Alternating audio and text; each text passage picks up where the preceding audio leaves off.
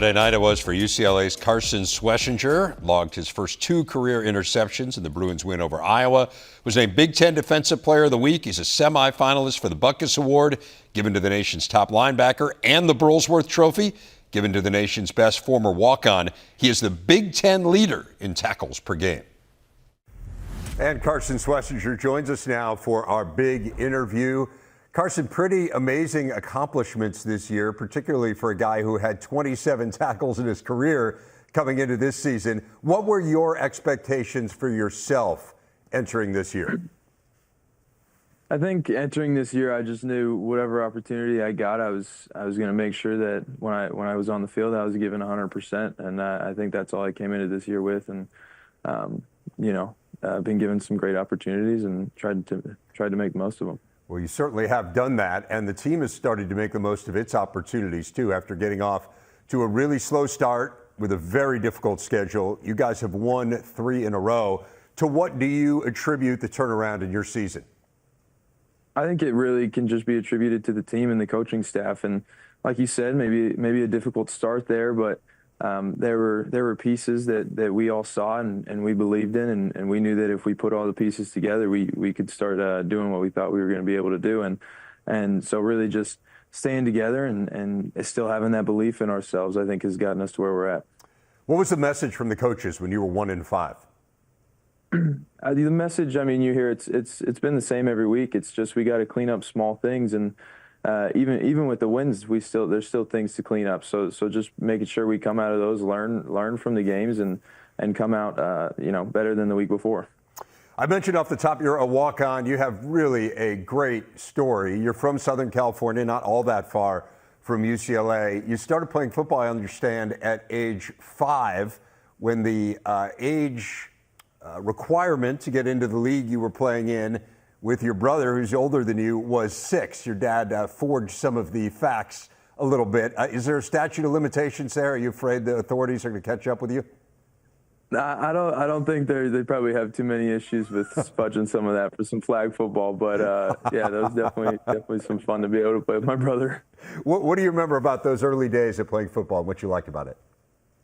I just remember, football being fun, and I think that's the thing that, is important to keep even as you play at higher levels is at the end of the day, you're playing it because it's fun. Take us to high school. Really good player. You're a safety. You're a receiver, one of the better players in the area, and yet there just isn't a ton of recruiting momentum. Fill people in on kind of what it was like junior and senior year when you basically have crickets. Yeah, I mean, obviously maybe it's not what I wanted to have happen, but obviously at the time too there was some bigger issues going on. I know COVID was happening, right. So kind of the world was a little shut down in terms of recruiting, so it wasn't the same that it is now or it was before. So I was just, trying to search for any opportunity I could get. I just wanted my foot in the door somewhere, and ended up being able to get that. Yeah. How did the UCLA opportunity come up? Honestly, it was just through my head coach in high school having some connections, not too much of anything else versus just somebody saying that they'd be willing to give me a chance here and just taking that opportunity. Where would you have gone had the UCLA walk-on opportunity not come up? To be completely honest, I probably either would have tried to go walk on somewhere else, but UCLA was one of the schools I knew I'd wanted to go to, so I might have ended up just going to UCLA and maybe not playing football if that hadn't come up. Yeah, it's crazy to think about that possibility, that maybe there's some other guys walking around the campus who could be the next Carson Schwesinger, right, if given the opportunity. You were given the opportunity. What were you promised when you came to UCLA? What did the coaches say in terms of what your role would be or what the opportunities might be?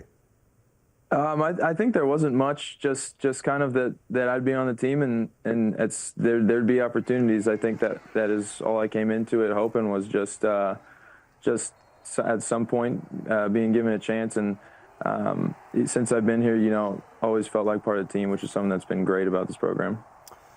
I always think that walk-ons kind of need to do something exceptional to get themselves noticed, whether it's in practice or the weight room or just manifesting some sort of leadership, whatever it might be, to get coaches to see them differently? Because I think there's a lot of predisposition when someone comes in and you're kind of labeled as a walk-on. What do you think that thing was? Was there something that you did that you feel like got you noticed and got the coaches to say, hey, maybe Carson can be more than we anticipated? I think it's not just, one thing here or there. I think even with any player on the team, what gets you noticed is being able to go in day in and day out and be the same type of guy. Try and work as hard as you can, be one of the hardest workers out there, and it's more being able to do things like that every day versus one thing here, one thing there. That's really going to propel you forward. So the one thing was that you were good. Do you remember the moment where Chip Kelly announced that you were on scholarship? Tell us about that moment. Yeah, so that moment ended up being my second fall camp. So I'd been there for about a year, and had a pretty good fall camp. And he had brought it was me and 5 other guys up to the front in front of the team on the field after a walkthrough at night, and he basically said, these guys all have scholarships, and then the team starts going crazy. For me, it was a little surreal. Kind of don't remember too much because it happened pretty quickly, but definitely a great moment. What was that phone call home like? Oh, it was great. I remember I called both my parents. They weren't together at the they were just like, my dad was at my mom's or my little brother's practice, and my mom was just still at home. So I called them separately, but both of their reactions were pretty cool to hear. Very, very surreal at the time. So yeah, it was a great moment for those phone calls too. That's super cool. Kaika Malloy, who's the defensive coordinator, I thought had a great observation about you. He said, even now that you're having this great season and now that you're one of the best players in the Big Ten, that you still approach every day as if you're starting from ground zero, as if you have something to prove every single day. Where does that mentality come from? Is that something that's self-motivated? Is it something you learned from someone? Where did you become that person?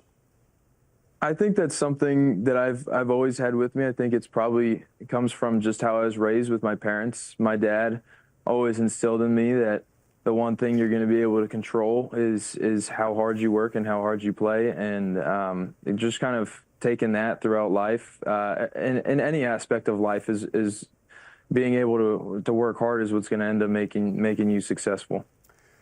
Carson, I don't want to let you go without talking about academics, because you are a bioengineering major, which sounds very easy, first of all. I'm guessing that is the intersection of biology and engineering, though it's kind of above my head a little bit. But describe for people in layman's terms what kinds of problems a bioengineer approaches and tries to solve. Yeah, there's definitely a lot of, I enjoy it personally because it's got a really wide range of application. It could be anywhere from gene editing, which it may not be my forte, but there's also parts of, implantable technology in the body or wearable electronics and things like that I find interesting, and maybe in the future could end up even intersecting with sports at some point. So yeah. All right, that's pretty amazing stuff, and it is quite commendable to do that and to be a football player as well. You got a lot on your plate. What you got on your plate this week is a game against Washington tomorrow. This is a team that I certainly don't need to tell you can really throw it around. They have an excellent back in Jonah Coleman as well. What are the biggest challenges that the Huskies present for a defense? Yeah, like you said, they're able to throw the ball. They're able to run the ball. They're able to come out and there's not just one single facet that they're good at. So obviously, as a defense coming in, you got to make sure to have everything handled, and then just being able to go out there and still execute what we want to do. Well, looking forward to seeing that game coming up tomorrow night, and really appreciate your time. Really happy for you. This is a great story. This is the kind of story that I think makes college football so special. Congratulations on all your success, and we'll watch for you down the road. Thanks, Carson. Thank you.